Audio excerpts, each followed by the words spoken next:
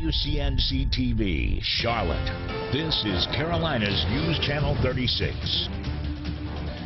We have recovered enough physical evidence to believe we have found Zahra.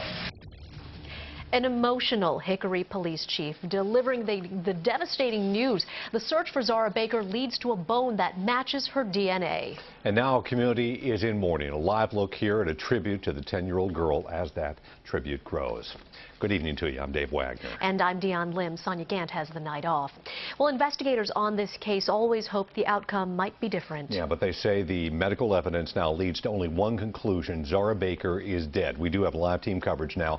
News Channel 36 reporter Tony Burbeck is at the Baker home. But first, Rad Berkey at the police department where the chief made that grim announcement today. Rad? Well, you know, police had always said from early on in this case that they believed this was going to be a homicide, but still it was emotionally difficult to hear Chief Tom Atkins say this afternoon that enough of her remains had been found to conclude that little Zahra Baker was dead. Investigators, agents, and officers and staff who worked on this case are devastated that we're not able to find Zahra alive and bring her home safely. It was a bone found during one of the many searches along Christie Road in Caldwell County that proved to be so important in determining Zahra was dead. But the DNA evidence from the bone found on Christie Road matched a DNA sample from the house on 21st Avenue Northwest. The sample from the home was taken from personal items believed to be Zahra. And then, just 2 days ago, search teams returned to the banks of Gunpowder Creek off Dudley Shoals Road in Granite Falls, where they found human remains. According to medical examiner staff on site, when the remains were recovered, they are consistent with the child. The search for more clues in the case will go on, but the search for a little 10-year-old girl who so many have come to care about is now all but over. We have recovered enough physical evidence to believe we have found Zahra. Now, investigators refused to take any questions. The chief didn't want to talk after it was all over, but we are told that not to expect any arrests anytime soon in this case.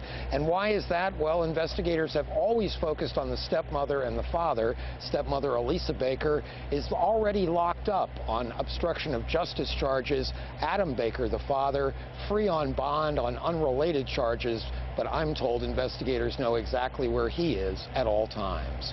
Reporting live with the latest from the Hickory Police Department, Rad Berkey, News Channel 36. All right, well, from an investigation standpoint, today's developments are progress, but neighbors and mourners at Zahra's house in Hickory, they were obviously hoping for more. News Channel 36 reporter Tony Burbeck continues our team coverage now with their reaction. And now that police say they apparently found Zahra, the crowd here out at the family home in Hickory seems to be basically growing by the minute. Of course, this is not what they wanted to hear. They were hoping to hear the words arrest, but obviously that did not happen. But the timeline for a town's closure and a slow, methodical, careful police investigation don't always match. My heart breaks for the town. Drake Miles' visit to Zahra Baker's teddy bear-laden memorial outside her family home happened the very same time police say they found one of her bones at one search site and possibly her remains at another. Progress, but not closure. No, it didn't answer my questions. Those questions are still who and why. The feeling around the memorial tree is we want justice. And if it takes months to convict the person or persons who done it, it will be worth the wait. And Friday at the Dudley Shoals shallow grave, Carrie Teague just stares at the hole. I'm just depressed. There won't be any true closure until whoever did this is convicted. It's not easy to look at. Actually, I got cold chills all over. It's just very sad. To think that a 10-year-old child, this is its last resting spot, is just, to me, it's just blows me away. An apparent heinous crime needing a resolution as powerful as the prayers for Zahra. And we've heard this a couple of times today, the folks here learning lessons themselves.